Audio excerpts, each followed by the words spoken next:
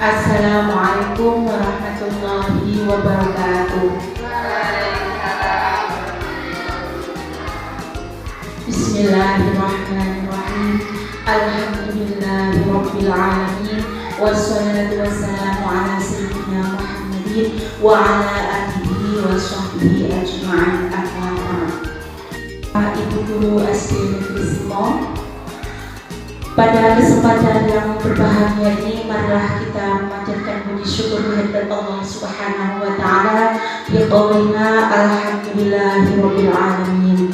Yang mana pada siang hari ini kita bisa berkumpul dalam rangka mengikuti diseminasi budaya positif di sekolah yang narasumber nantinya yakni Ibu Bibi Khalifah SPD CTP Angkatan 7 SD Negeri Simo Kabupaten Tulungagung.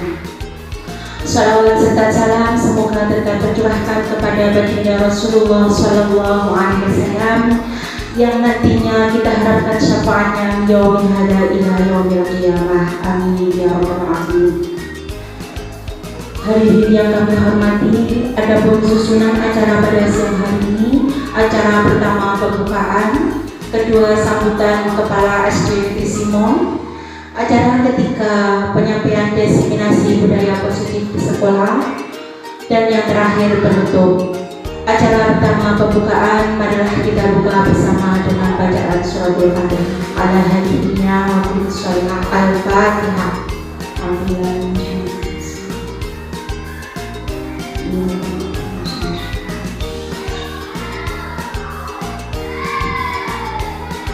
Memasuki acara kedua sambutan Kepala SD Negeri Simo, kepada yang terhormat Ibu Susianti SPD dipersilahkan.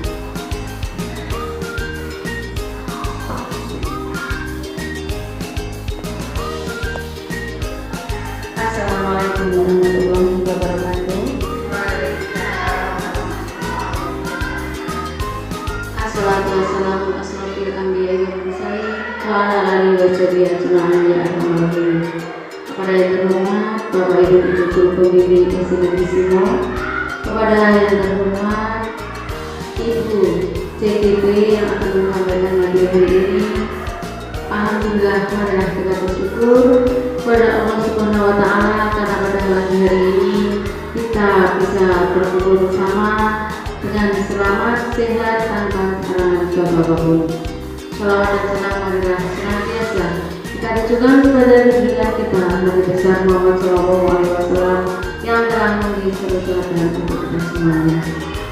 Bapak Ibu sekalian, alhamdulillah pada hari yang berbahagia ini kita bisa berkumpul dan bisa bersama-sama dalam sosialisasi diseminasi budaya positif di sekolah, terutama di SD Negeri Simo yang akan disampaikan oleh Ibu Bibi Khalifah SPD CGP Angkatan 7 dari Kabupaten Tulungagung. Bapak Ibu sekalian, budaya positif sekolah ini sangat penting, terutama untuk siswa dan semuanya. Dengan adanya sosialisasi hari ini, diharapkan kita bisa memahami, kita bisa mengerti dan bisa melaksanakan budaya positif yang ada di sekolah, terutama di SD Negeri Simo. Semoga dengan adanya budaya positif di sekolah ini, putra-putri kita di sekolah prestasinya bisa meningkat, kondisi di sekolah juga lebih baik, serta prestasi anak serta sekolah juga lebih meningkat lagi. Marilah Bapak Ibu kita bersama-sama bekerja sama dan saling mendukung dengan adanya budaya positif di sekolah, memberi contoh kepada anak-anak kita baik dengan teman sejawatnya, dengan teman sebayanya, dan dengan bapak ibu gurunya.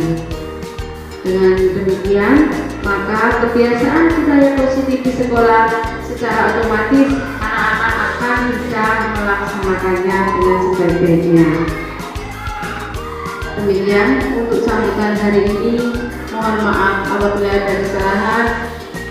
Wabillahi taufiq wal hidayah. Wassalamualaikum warahmatullahi wabarakatuh.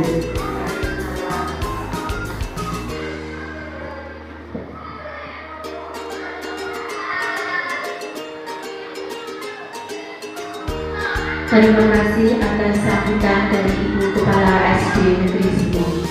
Acara selanjutnya yakni acara inti tentang diseminasi budaya positif di sekolah yang akan disampaikan oleh CGP kita Angkatan 7 dari SD Negeri Simo, yakni Ibu Fikri Khalifah SPD. Kepada beliau dipersilakan.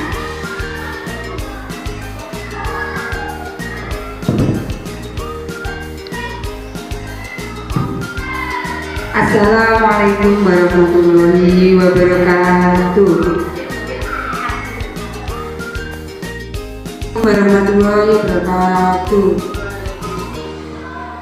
Alhamdulillahirrabbilalamin. Asyhadu an la ilaha illallah wa asyhadu anna Muhammadan abduhu wa rasuluh sallallahu alaihi wasallam wa ala alihi wa ashabihi amma ba'du.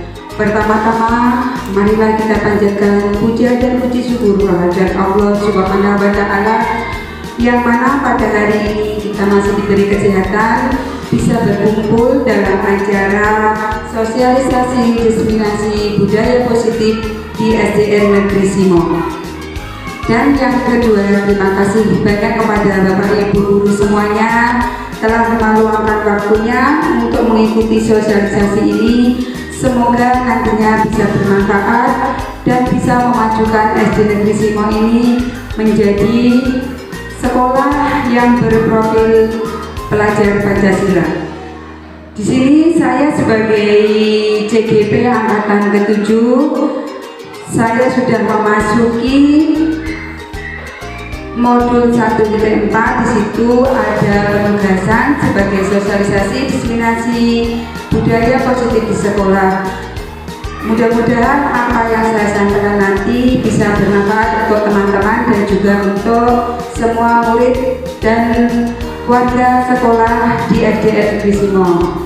Nah, dari budaya positif di sekolah itu terdiri dari 6 topik. Topik yang pertama yaitu perubahan paradigma, yang kedua yaitu teori motivasi, hukum dan penghargaan restitusi, yang ketiga budaya positif, keyakinan kelas, yang keempat kebutuhan dasar manusia, yang kelima segitiga restitusi, dan yang terakhir adalah posisi kontrol. Budaya positif di sekolah yaitu mempunyai latar belakang pembentukan budaya positif dalam upaya mewujudkan filosofi pendidikan nasional KHD, yaitu Merdeka Belajar, bahwa budaya positif yang berkembang dengan baik di sekolah, pendidik yang memiliki nilai dan peran guru penggerak, serta visi guru maupun sekolah yang berpihak kepada kebutuhan murid, sehingga dapat menciptakan lingkungan positif di sekolah serta mendukung murid menjadi pribadi yang bahagia, mandiri dan bertanggung jawab. Di sini filosofi pendidikan KHD yaitu terdiri dari visi sekolah, visi guru penggerak, budaya positif dan nilai peran dan guru penggerak, serta sebagai Merdeka Belajar, guru sebagai penuntun, inquiry apresiasi dengan tahapan bagja. Lanjut. Nah, di sini budaya positif sesuai dengan teori kontrol by William James, yaitu bahwa semua perilaku memiliki tujuan. Jadi di sini ada 5 yang termasuk dari teori kontrol, yaitu melakukan teori motivasi, nilai-nilai kebajikan universal, keyakinan kelas, serta posisi kontrol kebutuhan dasar manusia. Yang terjadi yaitu perubahan paradigma, seperti yang pernah saya lakukan ketika saya mengikuti PGB, yaitu pendidikan guru penggerak. Itu paradigma lama sebagai guru dan paradigma yang berperilaku paradigma sekarang. Kalau dulu sebelum saya mengikuti CGP itu pembelajaran berpusat pada guru. Jadi guru sebagai, maksudnya guru sebagai sumber pembelajaran. Jadi dulu itu guru hanya guru yang berpusat untuk memberikan pembelajaran. Tetapi setelah sekarang mengikuti Merdeka Belajar bahwa pembelajaran berpusat pada siswa. Jadi guru hanya menuntun dan siswa yang aktif untuk mencari sumber-sumber pembelajaran. Yang kedua, siswa sebagai objek pembelajaran. Yang ketiga, proses pembelajaran pada tempat dan waktu tertentu. Yang keempat, tujuan utama mendidik memberatkan penugasan materi pembelajaran. Maksudnya, kalau dulu proses pembelajaran itu hanya di kelas, Bapak Ibu. Jadi tidak ada kita belajar di ruang terbuka seperti itu. Kebanyakan dulu waktu saya zaman SD itu belajar itu hanya di ruangan kelas. Kalau sekarang apapun yang ada di sekitar kita itu bisa menjadi sumber pembelajaran.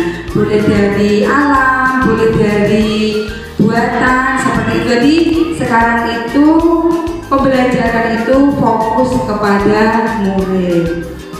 Lanjut Nah, perubahan paradigma dari William Glasser Control Theory kemudian berkembang dinamakan menjadi choice theory. Pada dasarnya guru mengontrol murid. Jadi guru berpusat tidak bisa memaksakan murid untuk berbuat sesuatu. Jadi kalau murid tidak mau, mungkin murid satu dengan satu lainnya tidak sama. Ada yang satunya pintar menggambar dan satunya tidak bisa. Jadi kita tidak bisa harus memaksakan murid itu untuk menggambar. Jadi karena untuk teori KHD Hajar Dewantara itu bahwa potensi anak itu sudah sesuai dengan kodrat alamnya. Hanya kita sebagai guru itu bagaimana kita bisa mengontrol murid. Yang kedua, ilusi bahwa penguatan positif, efektif dan bermanfaat. Penguatan positif atau bujukan adalah bentuk-bentuk kontrol sebagai usaha untuk mempengaruhi murid agar mengulangi suatu perilaku tertentu. Adapun usaha untuk mengontrol murid yaitu kemungkinan murid dapat menyadarinya. Nah, kita sebagai guru upaya potensi dalam anak itu berbeda. Jadi kita hanya mampu menuntun bagaimana potensi anak itu bisa berkembang sehingga anak bisa sukses sesuai dengan bakat dan minatnya anak tersebut. Yang ketiga, bahwa kritik dan membuat orang merasa bersalah atau menguatkan karakter.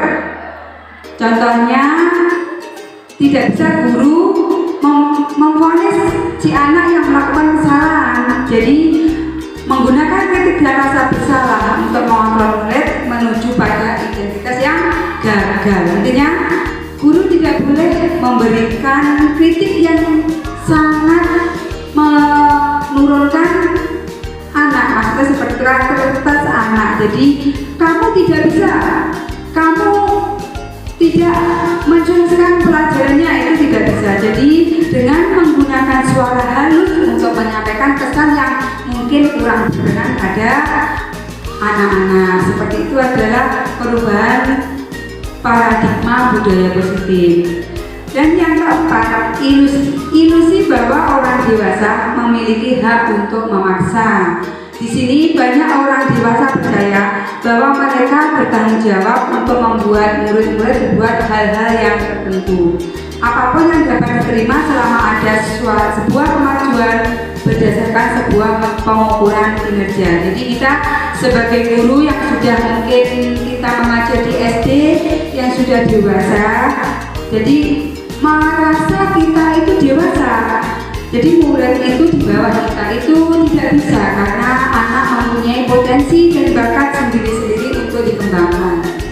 Lanjut Nah, di sini perubahan paradigma dari Stephen R. Covey mengatakan bila kita ingin membuat kemajuan perlahan sedikit-sedikit, ubahlah sikap atau perilaku Anda.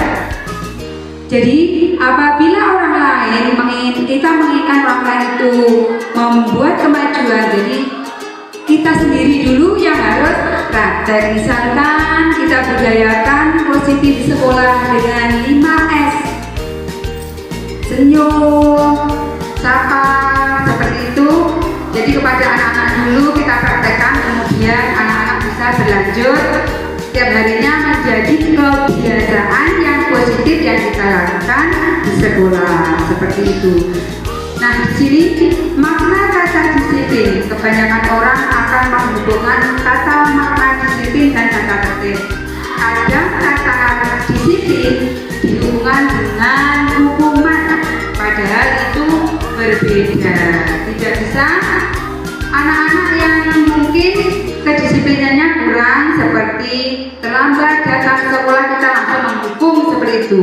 Tetapi kita bisa mengetahui bagaimana sebabnya kenapa dia datang ke sekolah terlambat. Kadang mungkin dia membantu orang tuanya yang berjualan dulu, atau mungkin bajunya tertinggal di rumah neneknya seperti itu. Jadi kita harus tahu sebab-sebabnya apa, jangan langsung kita menghukum. Lanjut Nana, kita ke bab kedua. Jadi nilai kebajikan yang kita peroleh untuk saat ini yaitu menjadi merdeka belajar dengan profil pelajar Pancasila. Masih semangat Bapak Ibu guru semuanya? Nah, saya untuk mewujudkan profil pelajar Pancasila seperti saat ini guru-guru merdeka ya, tentunya Bapak Ibu harus tahu apa itu profil pelajar Pancasila. Bu Didi ada sebuah lagu, nanti bisa ditirukan ya, untuk menyemangati anak-anak kita biar nantinya anak-anak kita juga bisa menjadi pelajar profil pelajar Pancasila. Ya, kita mulai bersama-sama. Tirukan lagu yang Bu Didi nyanyikan dan Bapak Ibu bisa menirukan. Pelajar Pancasila beriman dan bertakwa kepada Tuhan Yang Esa dan berakhlak mulia, berbineka global, gotong royong mandiri, kreatif dan bernalar kritis. Coba Bapak Ibu bisa bernyanyi? 1, 2, 3, ayo. Belajar Pancasila, beriman dan bertakwa kepada Tuhan Yang Maha Esa dan berakhlak mulia, berbineka global, gotong royong mandiri, kreatif dan bernalar kritis. Nah, itu lagunya profil pelajar Pancasila. Bisa kita praktekkan kepada anak didik kita, bagaimana anak didik kita bisa beriman dan bertakwa kepada Tuhan Yang Maha Esa. Itu merupakan budaya positif untuk kurikulum Merdeka Belajar. Lanjut Nana, kita langsung ke bab kedua yaitu teori dan motivasi.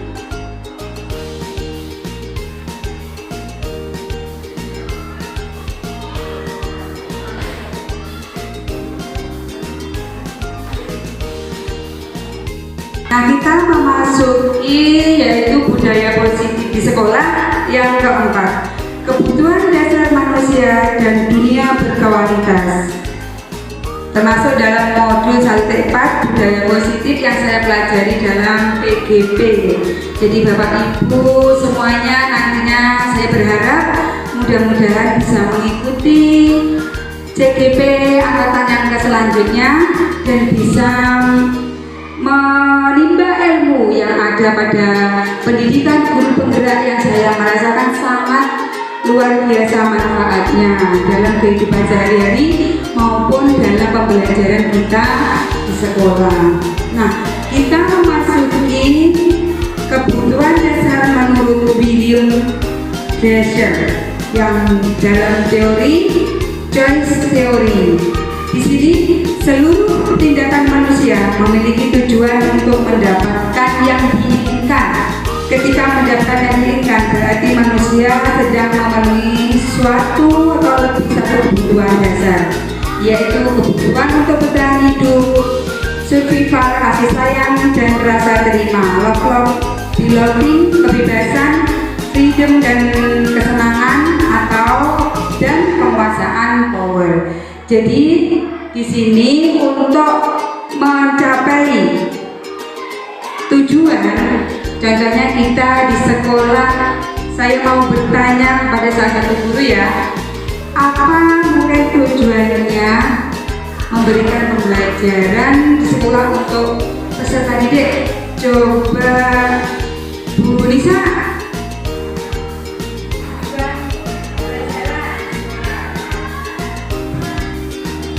Tujuannya adalah untuk membimbing anak-anak dan juga untuk memahamkan kepada anak tentang materi yang kita sampaikan.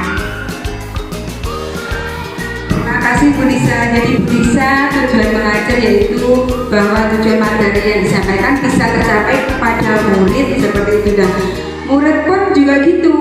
Di sekolah dia mempunyai tujuan mensukseskan pembelajaran sehingga dia mendapatkan sebuah cita-cita dan mendapatkan apa yang dia inginkan. Jadi kebutuhan manusia itu tidak sama. Kadang saya yang mengajar di kelas 2 dengan ibu guru yang mengajar di kelas lainnya itu juga tidak sama.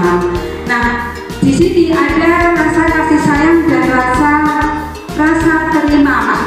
Maksudnya kasih sayang kita terhadap anak didik itu kadang guru sebagai pamong itu harus bisa memberikan kasih sayang yang sama kepada peserta didik sehingga mereka bisa mendapatkan apa yang mungkin di rumah tidak dia dapatkan, tapi di sekolah dia mendapatkan dari guru-gurunya, seperti itu. Lanjut. Nah, kita ambil contoh perbandingannya dengan hidup tumbuh-tumbuhan. Seorang petani sama hakikatnya kewajibannya dengan seorang pendidik.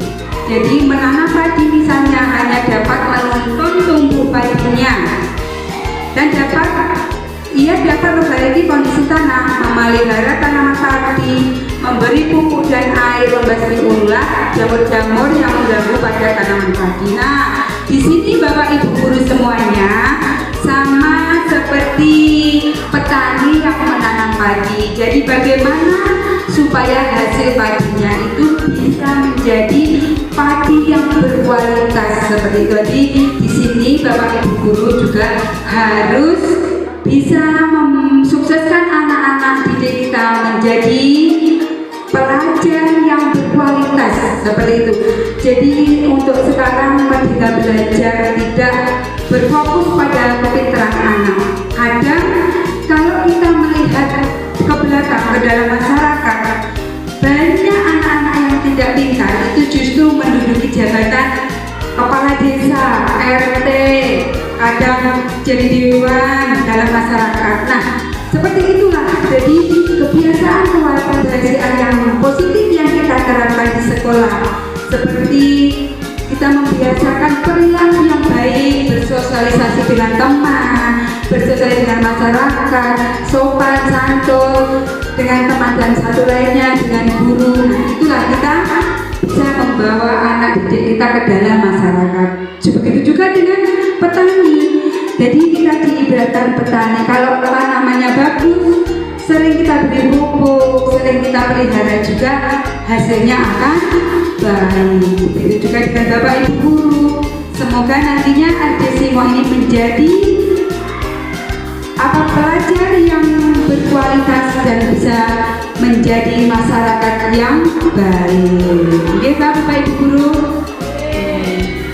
Nah, lanjut sekarang. Nah, ini saya mengambil dari pertanyaan, mengambil contoh dari Ibu Ambar, seorang guru wali kelas di SD Pelita yang bingung menghadapi ulah salah satu muridnya. Bisa Bapak Ibu guru baca, itu kemungkinan karena anaknya sangat nakal, tapi kita bisa memberikan positif kepada anaknya sehingga anaknya tidak mengulangi perbuatannya. Lanjut, Nah, di sini inilah yang terakhir, kebutuhan dasar manusia itu bisa bertahan hidup, penguasaan, kesenangan, kebebasan dan kasih sayang dan rasa diterima.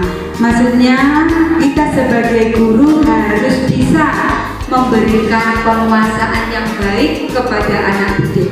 Bagaimana kita bisa memberikan maksudnya anak yang mungkin tergolong aktif, anak yang tergolong belum bisa seperti itu. Jadi kita sebagai guru bisa memberikan penguasaan, memberikan kasih sayang yang sama kepada mereka-mereka peserta didik yang mungkin ada yang masih ada banyak kekurangannya seperti itu. Nah, di sini pun ada kebebasan. Di sini sebagai murid pasti ada kebebasan. Kita sebagai guru memang dalam materi belajar itu guru anak didik itu diberi kebebasan yang mutlak. Intinya kita sebagai guru itu sebagai kontrol. Jadi anak didik kita itu kita tidak bisa seumpama salah itu langsung kita menghukum, tidak. Jadi biarkan anak didik itu berkreasi, berinovatif, tapi kita bisa mengontrol mereka. Jadi sebagai kebutuhan dasar manusia, terutama pelajar yang masih dalam lingkup sekolah dasar. Nah, dengan kebebasan yang kita berikan, anak-anak sekolah bisa menjadi nyaman, walaupun bebas tapi tetap terkontrol oleh gurunya, seperti itu. Jadi bebas yang terkontrol, dan anak-anak pun bisa menjadi anak yang berperilaku yang baik, sopan santun, dan juga berakhlak, beriman dan bertakwa, bertakwa karimah. Lanjut gimana? Nah, di sini dijelaskan bahwa kebutuhan dasar manusia itu ada kebutuhan bertahan hidup, maksudnya survival, kebutuhan yang bersifat biologis. Bapak Ibu, maksudnya biofisiologis itu bertahan hidup seperti kesehatan, rumah, dan mendapatkan makanan. Mendapatkan kesehatan itu adalah kebutuhan yang fisik, maksudnya seperti itu. Kita sehat, kalau orang sehat pasti kuat, dan kalau kita sehat melakukan apa saja, kita belajar, memberikan pembelajaran kepada murid itu juga nyaman. Yang kedua yaitu kebutuhan biologis. Kebutuhan biologis itu sebagai bagian dari proses reproduksi. Jadi kalau contohnya ini saya beri contoh, Doni sering meminta makanan temannya sampai teman Doni kesal karena sering dimintai makanannya. Setelah tanya ke ibu gurunya, ternyata Doni kelaparan, tidak dibawa bekal oleh orang tuanya. Jadi dia meminta kepada temannya itu supaya dia hidup bertahan, tidak lapar. Jadi dia itu memenuhi kebutuhan bertahan hidup seperti itu. Jadi kita sebagai guru pun tidak boleh harus memvonis si Doni. Kenapa harus dia meminta makan kepada temannya, itu tidak bisa, karena dia memang benar-benar penyebabnya lapar. Selanjutnya yaitu kasih sayang dan rasa diterima. Kebutuhan positif yang ada di sekolah, kasih sayang yang dirasakan oleh peserta didik atau yang diterima oleh anak didik itu benar-benar kebutuhan primer Bapak Ibu Guru. Karena apa? Kadang kasih sayang yang kurang dari Bapak Ibu Guru bisa menjadi anak menjadi brutal. Karena pernah terjadi di suatu daerah saya terpencil, karena kasih sayang dan kurangnya peserta didik sehingga anak bisa memecahkan kaca, bahkan sekolah-sekolahnya itu dihancurkan, ruangannya dihancurkan, itu karena kebutuhan kasih sayang yang dari Bapak Ibu Guru itu kurang. Jadi kebutuhan yang bersifat psikologis itu sangat dibutuhkan oleh peserta didik, yaitu meliputi hubungan dan koneksi sosial. Jadi hubungan emosional dengan murid. Contohnya, kenapa hari ini murid terlalu murung? Kenapa hari ini murid di sekolah tidak nyaman? Seperti itu. Berarti kita bisa merefleksi kepada peserta didik. Kenapa? Bisa ditanya, oh kalian kenapa alasannya kamu hari ini kok maksudnya tidak semangat untuk mengikuti pelajaran guru seperti itu. Jadi hubungan emosional guru dan murid itu sangat penting.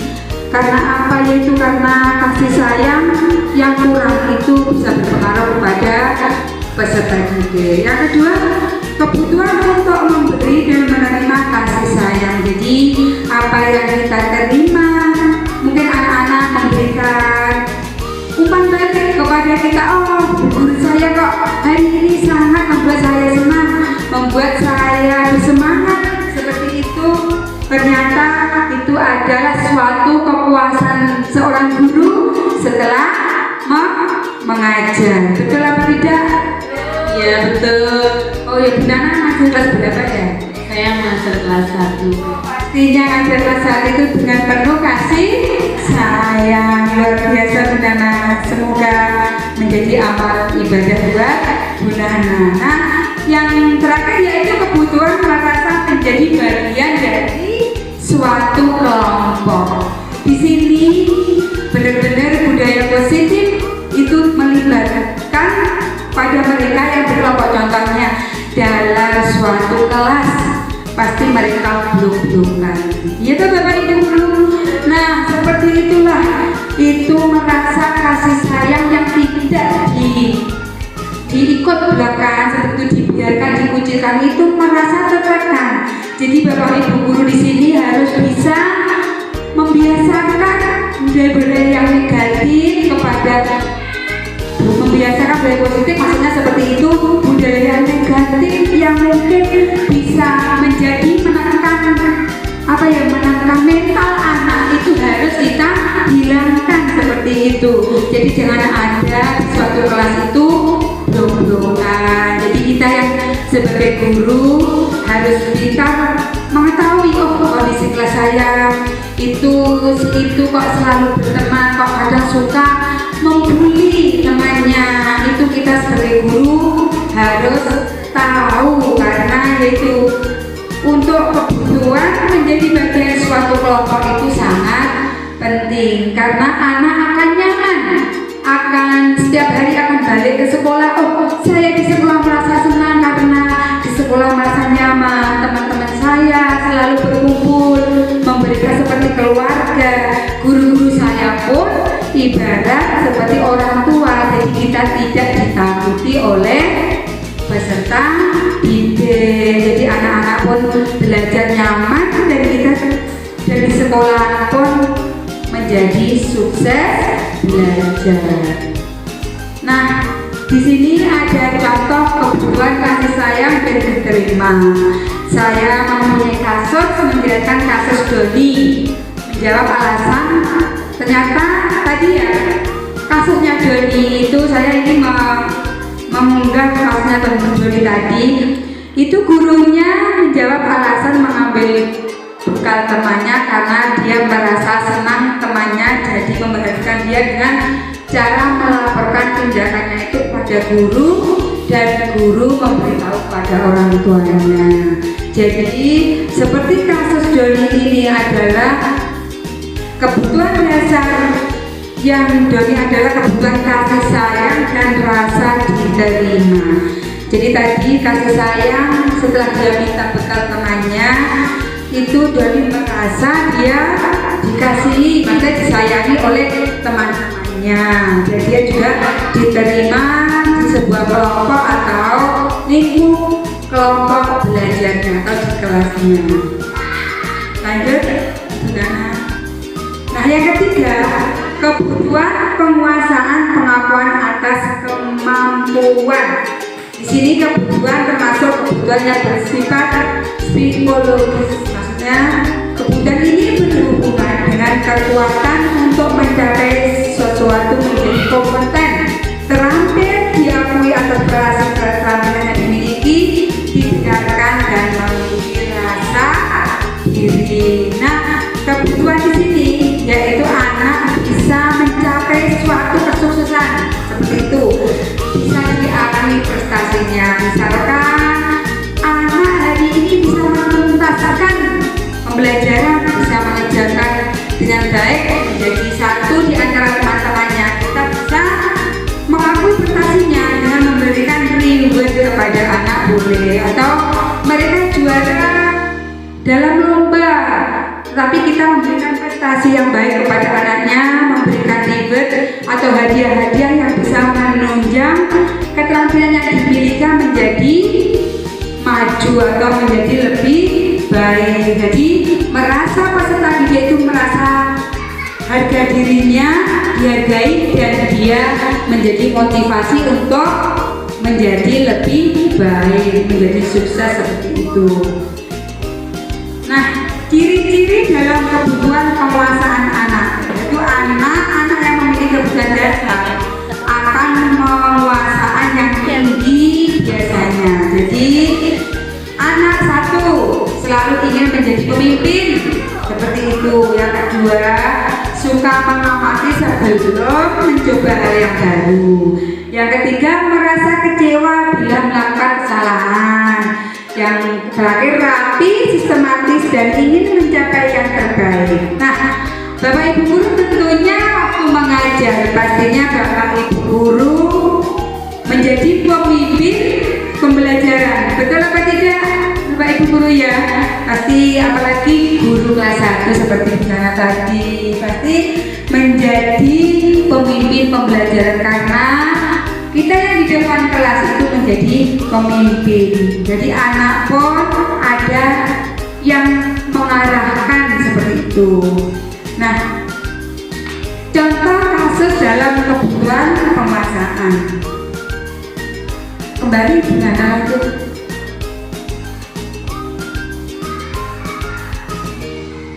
Nah, di sini kebutuhan kebebasan, kebutuhan akan pilihan.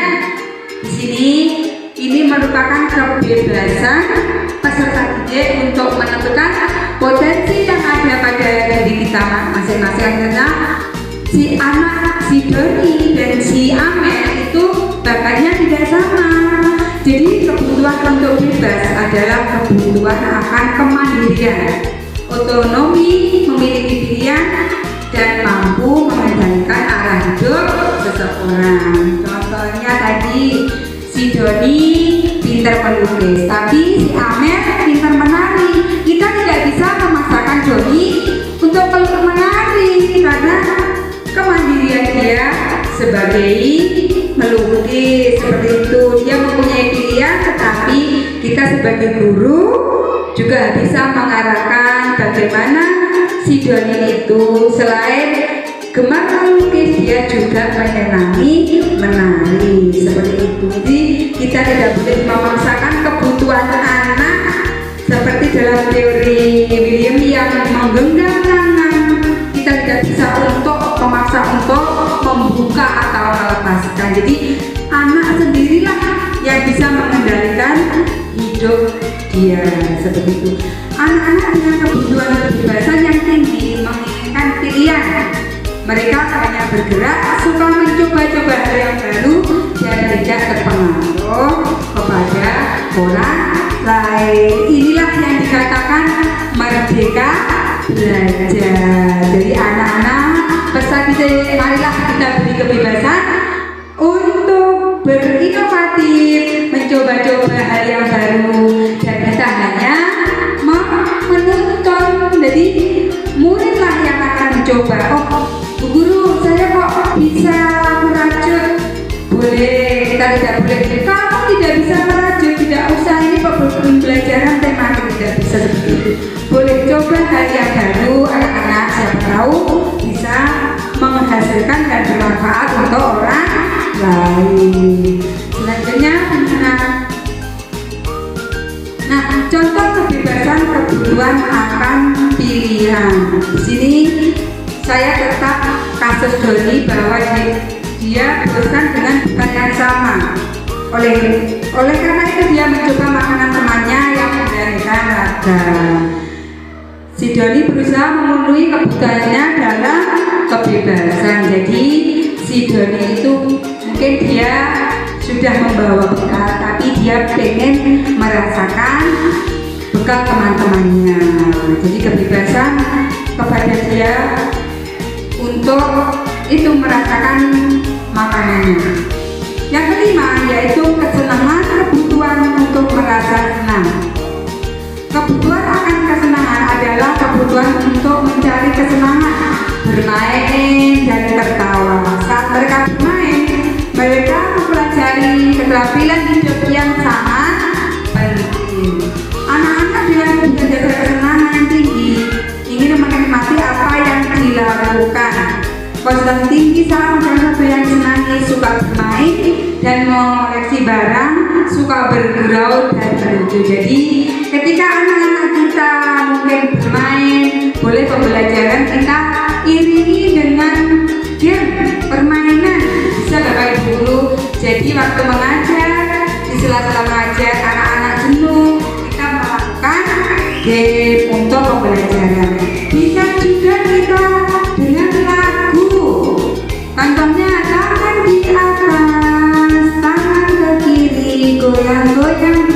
Itu juga boleh karena anak-anak lebih ada yang lebih suka menyerap pembelajaran itu lewat lagu.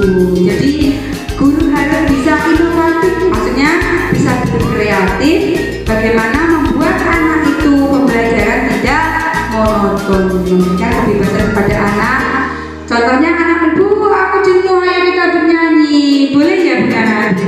Boleh. Jadi bisa yuk kita bernyanyi dulu anak-anak. Bisa. Jadi tidak bisa kita harus melanjutkan pembelajaran kita. Jadi harus melakukan dengan yang nyaman. Bisa diterapkan Bapak Ibu Guru semuanya? Bisa ya, alhamdulillah. Mudah-mudahan kedepannya bisa menerapkan hal-hal yang positif. Nah, contoh kesenangan dan merasa senang. Sudah benar. Sekarang lanjut ke bab yang ke-5. Kita melihat institusi, yaitu contoh penyikapan masyarakat terhadap peserta didik kita. Sisi yang ketiga adalah menanyakan keyakinan. Di sini adalah penyesuaian masalah tentang keyakinan kelas. Jadi ada peserta didik yang salah dan dia sangat emosi, dan marilah kita simak videonya.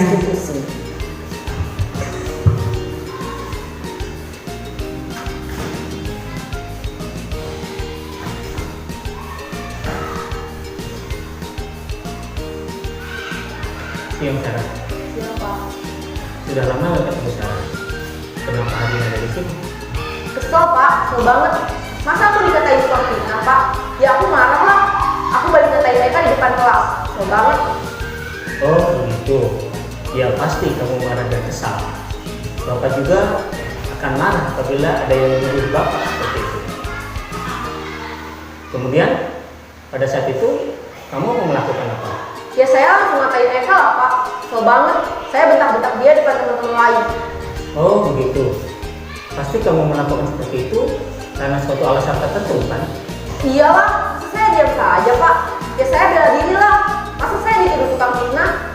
Ya wajar lah. Mempertahankan harga diri itu sesuatu yang tidak lebih gegabah lagi. Hanya membentak-bentak. Iya Pak. Alhamdulillah, mudah-mudahan kita terus semangat pagi. Maksudnya semangatnya tetap pagi. Nah, yang selanjutnya kita akan menuju tadi sudah kelima ya, segitiga restitusi. Dalam pembelajaran tentunya di Merdeka Belajar kita ada banyak masalah dengan peserta didik. Segitiga restitusi ini yaitu diantaranya validasi tindakan yang salah, yang kedua menstabilkan identitas, kemudian menanyakan keyakinan, menanyakan keyakinan. Di sini Bapak Ibu Guru pastinya waktu mengajar, memberikan pembelajaran itu pasti ada kesalahan atau peserta didik yang melakukan kesalahan. Jadi mungkin ada yang melakukan kesalahan, kenapa mereka tidak datang terlambat waktu upacara upacara. Jadi kita di sini di pembelajaran ini PGB atau Merdeka Belajar ini itu kita alhamdulillah saya merasakan kasus-kasus masalah didik mungkin yang terlambat, yang tidak mematuhi aturan, yang tidak disiplin. Di sini kita diajari untuk menggali masalah seperti itu. Jadi seumpama ada peserta pendidik atau siswa kita yang terlambat sekolah itu tidak boleh, kok mereka tidak ikut upacara itu langsung dihukum, itu tidak bisa Bapak Ibu Guru. Jadi apa restitusi budaya positif itu tetap kita terapkan. Jadi di sini segitiga restitusi itu memvalidasi tindakan yang salah. Kenapa kita tanyakan langsung, kenapa kamu tadi terlambat upacara bendera seperti itu. Nah, menstabilkan identitas. Contohnya kita menanyakan langsung, kenapa kok terlambat? Kadang si anak mungkin ada itu murid saya dulu yang pernah terlambat karena dia sering pindah tempat tinggal. Satunya mungkin karena kedua orang tuanya cerai, dia ikut bapak dan ibunya sehingga terlambat ke sekolah. Ada mungkin yang tidak memakai bisa lengkap, jadi kita tidak langsung. Kalau dulu kita itu langsung menghukum di depan, itu kita tidak bisa. Jadi harus bisa menstabilkan identitas. Kita tanyakan langsung, kenapa kamu tidak memakai kaos kaki? Kenapa tidak memakai sepatu? Terkadang sepatunya rusak, tidak punya sepatu dan ibunya belum punya uang, hal seperti itu. Dan setelah kita menanyakan dalam segitiga diskusi ini, kita juga menanyakan solusinya. Setelah kalian melakukan kesalahan, bagaimana nanti hubungan seorang guru nanti mendapatkan menanyakan keyakinan, keyakinan kesalahan yang telah disepakati. Contohnya, saya berjanji Bapak Ibu Guru, lain waktu saya tidak akan terlambat ke sekolah. Besok saya tidak akan mengulangi dan saya mempersiapkan. Persiapan berarti bukan kita yang memberikan memvonis atau memberikan hukuman, tetapi peserta dia sendirilah yang akan menunjukkan keyakinan, menanyakan keyakinan sendiri. Nah, di sini kamu tentu punya alasan mengapa melakukan seperti itu. Jadi mengapa kamu kok sampai tidak memakai seragam lengkap, itu kita juga perlu kalau di segitiga diskusi itu kita tanyakan. Yang kedua, adakah cara yang lebih efektif untuk mendapatkan apa yang kamu butuhkan? Contohnya, tadi dia tidak bisa melengkapi pakaiannya mungkin karena ibu saya tidak punya uang, Bapak Ibu Guru. Contohnya ibu saya mungkin tidak bisa memenuhi kebutuhan saya. Nah, sebagai guru kita juga harus memberikan, mungkin kita membelikan di koperasi, tetapi barang-barangnya tidak bisa dibawa pulang, biar tidak hilang, kita taruh biar anak-anak tetap melakukan budaya positif di sekolah. Selanjutnya, setiap orang pasti pernah melakukan kesalahan. Contohnya, jika anak didik kita itu salah, itu jangan langsung kamu kok melakukan kesalahan. Tidak, jadi kita itu selalu memberikan, kalau orang merasa salah itu wajar, tetapi harus segera diperbaikinya seperti itu. Yang terakhir, kamu bukan satu-satunya yang pernah melakukan ini. Nah, jadi jangan sampai kita memberikan kesan mental yang down atau yang membuat mental anak itu turun, malah nggak mau sekolah atau moodnya jadi menurun, jadinya semangat ke sekolah, pengen belajar bersama Bapak Ibu Guru. Ternyata Bapak Ibu Guru memberikan suatu ucapan yang membuat dia itu melakukan kesalahan itu dengan kamu melakukan kesalahan ini seperti itu. Jadi kita itu harus mengkasih kepada anak kenapa kesalahan itu terjadi seperti itu. Dan yang terakhir, kamu menjadi orang yang seperti apa. Jadi tanyakan kepada yang bersalah, mencoba tadi yang salah, maunya seperti apa anak-anak. Kamu kok tidak melakukan peraturan tapi peraturan sekolah, tidak melakukan seragam. Mungkin mereka, ya Bu, saya berjanji besok akan lebih mungkin mempersiapkan lebih dulu, atau besok saya tidak akan mengulangi lagi seperti itu. Nah, lanjut benar. Nah, di sini skenario berdasarkan kasus menggunakan segitiga restitusi. Jadi saya ini mengangkat kasus anak yang tidak masuk sekolah. Itu sering mereka tidak masuk sekolah, bahkan sering sudah saya tanyakan kepada orang tuanya. Di sini saya memberikan kasus karena di sini penyelesaian kasus menggunakan segitiga restitusi. Jadi kita tidak bisa kamu tidak naik kelas setelah itu karena tidak masuk sekolah tidak. Jadi kita tanyakan langsung, mengapa kamu tidak masuk sekolah? Apa mungkin takut sama gurunya? Apa mungkin takut dengan temannya? Apa mungkin karena kasih sayang pada orang tua sehingga orang tua sibuk dia tidak mau datang ke sekolah? Tapi alhamdulillah setelah saya menyelesaikan kasus menggunakan segitiga restitusi, anak yang tadinya dalam kasus saya ini sering tidak masuklah hampir seminggu, itu alhamdulillah sekarang sudah rutin masuk sekolah. Itu adalah sebuah kasus untuk ya itu positifnya kasus kita menggunakan segitiga restitusi. Luar biasa Bapak Ibu guru, kita sebagai Bapak Ibu guru kalau ada kasus-kasus di sekolah pasti ya sebagai guru kelas 1, kelas 2, kelas 3 sampai kelas 6 pasti mempunyai masalah dengan peserta didik. Jadi setelah saya sosialisasikan di sini bagaimana menerapkan segitiga restitusi, mudah-mudahan Bapak Ibu guru semuanya nanti jika ada kasus tidak harus memfonis kepada siswanya. Jadi bisa dipraktekkan untuk menggunakan segitiga restitusi seperti itu.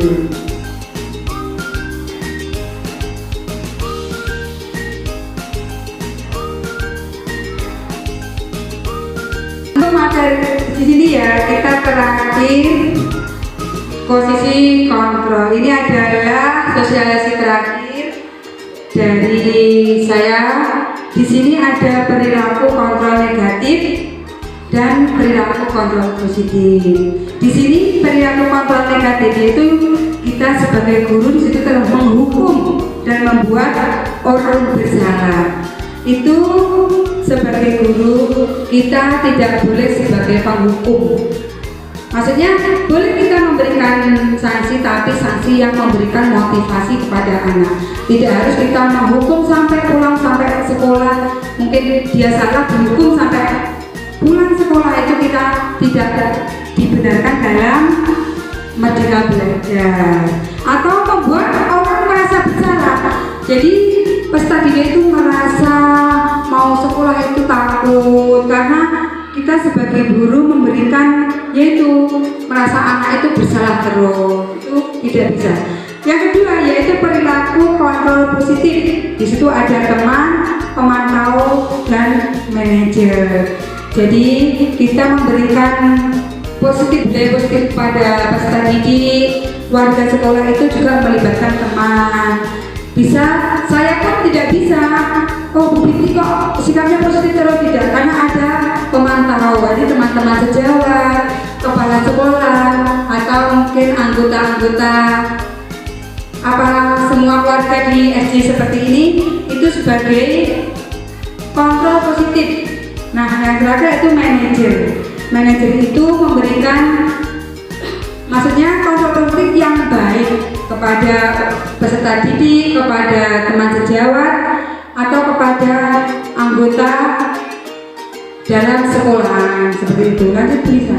Nah di sini saya menjelaskan posisi kontrol tadi ada dua, positif dan negatif. Itu ada tindakan, perkataan, akibat, pola perilaku, dan motivasi yang berkembang.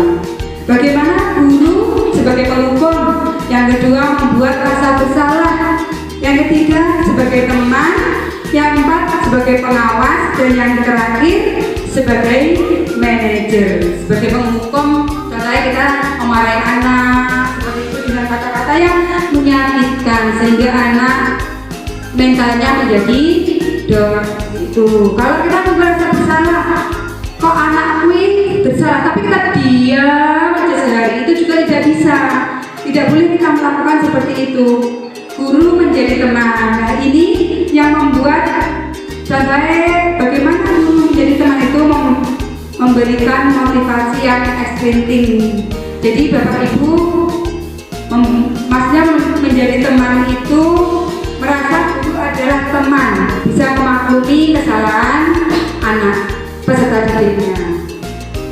Dan di sini guru sebagai pengawas, jadi pemantau atau mencatat. Jadi bagaimana anak itu salah, itu kita tidak langsung menghukumnya seperti itu. Kita memantau dulu, kemudian mencatat, mencari apa yang menanyakan konsekuensinya perbuatannya kepada anak yang salah. Dan seharusnya yang kita lakukan itu menjadi yaitu kontrol yang manajer. Itu sebagai guru yang sangat mungkin harus kita terapkan dalam budaya sekolah, budaya positif, yaitu sebagai manajer. Bertanya dan membuat kesepakatan kepada peserta didik. Sebenarnya apa harapanmu? Apa yang bisa lakukan untuk memperbaiki biar kamu tidak melakukan kesalahannya? Disiplin diri dan disiplin dari dalam diri sendiri dan juga memotivasi. Nah, dari kelima itu yang paling baik adalah kita mencapai posisi kontrol yang manajer. Seperti itu juga saya mau bertanya kepada Bu Erna. Bu Erna lagi coba bisa ke posisi kontrol yang tadi ada dua tadi bisa. Ya, di situ ada perilaku kontrol negatif dan perilaku kontrol positif. Coba Bu Erna. Pernahkah Bu Erna menerapkan posisi kontrol mungkin sebagai teman, pemantau atau sebagai manajer? Ya, saya dalam posisi kontrol ini lebih cenderung ke sebagai manajer. Karena di sini sebagai seorang guru kita itu mengelola, tapi hanya memandu, membimbing murid bisa dari apa keyakinan mereka. Misalkan ketika anak membuang sampah sembarangan, nah di situ saya tidak akan langsung tarik, tidak begitu. Namun jika kamu membuang sampah sembarangan nanti bagaimana akibatnya? Nah, halamannya kan kotor, menimbulkan penyakit. Jadi saya lebih ke membimbing anak sebagai mengelola anak agar mereka meyakini dari apa kesepakatan dan keyakinan mereka untuk berbuat budaya positif. Demikian Bu Devi. Berarti ya budaya positif itu benar-benar kita harus memilih yang manajer ya untuk menerapkan budaya positif yang ada di sekolah. Mungkin sebagai teman terlalu ya Bu Erna, terlalu nanti cenderung ke anak kurang lama ya. Jadi kita menjaga batas antara anak dan juga ya batas antara guru dan anak. Terima kasih Bu Erna. Coba sekarang saya mau bertanya kepada Bu Ayu. Nah, di situ ada perilaku kontrol negatif Bu Ayu. Bagaimana tanggapan Bu Ayu tentang menghukum atau membuat orang yang bersalah sebagai kontrol negatif Bu Ayu? Terima kasih atas kesempatannya kepada saya.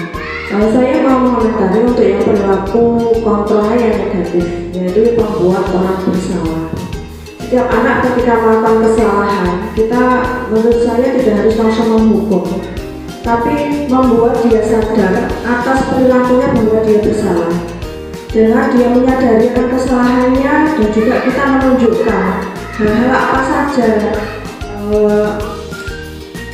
akibat negatif dari perilakunya. Akhirnya dia merasa bersalah, timbullah dia untuk merasa memperbaiki kesalahannya, seperti itu.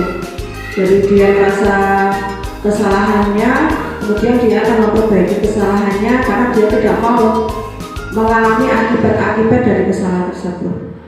Terima kasih. Ya, berarti kalau ada yang salah berarti bagaimana dia bisa memperbaikinya, seperti itu ya Bu Ayu. Iya. Terima kasih banyak, sangat luar biasa pendapat dari Bu Erna dan Bu Ayu. Nah, itu tadi sosialisasi budaya positif yang ada di sekolah kita. Mudah-mudahan apa yang saya dapatkan dari PBB ini bisa bermanfaat dan teman-teman semuanya bisa menerapkan budaya positif dalam sekolah sehingga kedepannya menjadi sekolah yang berbudaya dan bisa menjadi sosok pelajar profil pelajar Pancasila. Demikian Bapak Ibu Guru sosialisasi yang saya berikan, semoga bermanfaat dan selanjutnya saya berikan kepada moderator. Terima kasih.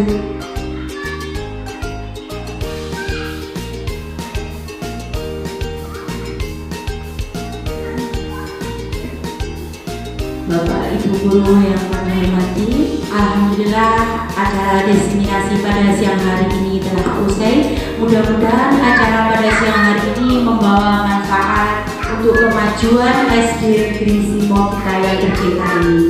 Saya sebagai moderator, apabila ada kesalahan mohon maaf. Wassalamualaikum warahmatullahi wabarakatuh.